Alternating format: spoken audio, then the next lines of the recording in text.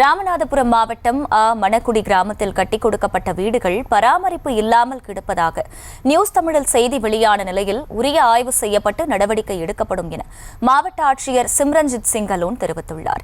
இதுகுறித்த கூடுதல் விவரங்களை செய்தியாளர் பூபேஷ் வழங்க கேட்கலாம். பூபேஷ், வணக்கம். அங்கிருக்கக்கூடிய மக்களின் பிரதான குற்றச்சாட்டு என்ன? மாவட்ட ஆட்சியர் தரப்பில் என்ன சொல்லப்பட்டிருக்கு? முக்கியமாக வணக்கம் மிகிலா.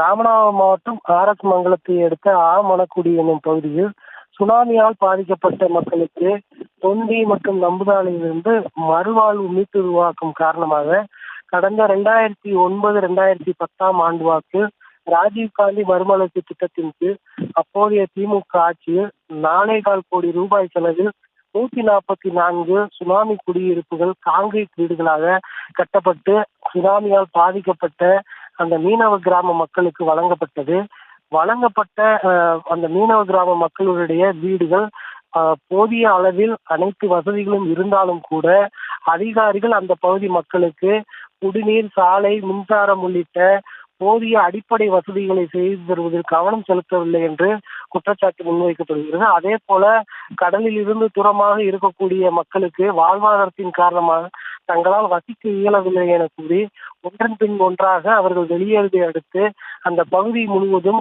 காலியாகி புதர்மண்டி பேய் வீடுகள் போல காட்சியளிக்கக்கூடிய தகவல் குறித்து பிரத்யேகமாக நியூஸ் தமிழில் செய்தி வெளியானது.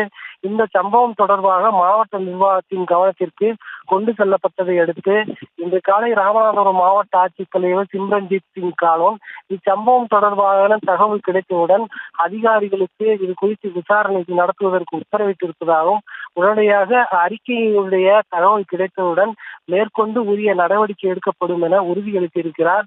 ராமநாதபுரத்தை அடுத்த மணக்குடி கிராம பகுதியில் மீனவர்களுக்கு கட்டிக் கொடுக்கப்பட்ட இந்த வீடுகள் புதர்மண்டி கிடப்பது குறித்த நியூஸ் தமிழ் செய்தி எதிரொலியாக ராமநாதபுரம் மாவட்ட ஆட்சித்தலைவர் சிம்ரன்ஜித் சிங் அலோன் உரிய நடவடிக்கை எடுப்பதாக உத்தரவாதம் அளித்திருப்பது புதிய நம்பிக்கையை ஏற்படுத்தி இருக்கிறது. முழு விவரங்களுக்கு நன்றி பூபேஷ். செய்திகளை உடனுக்குடனும் துல்லியமாகவும் தெரிந்து கொள்ள சப்ஸ்கிரைப் பண்ணுங்க.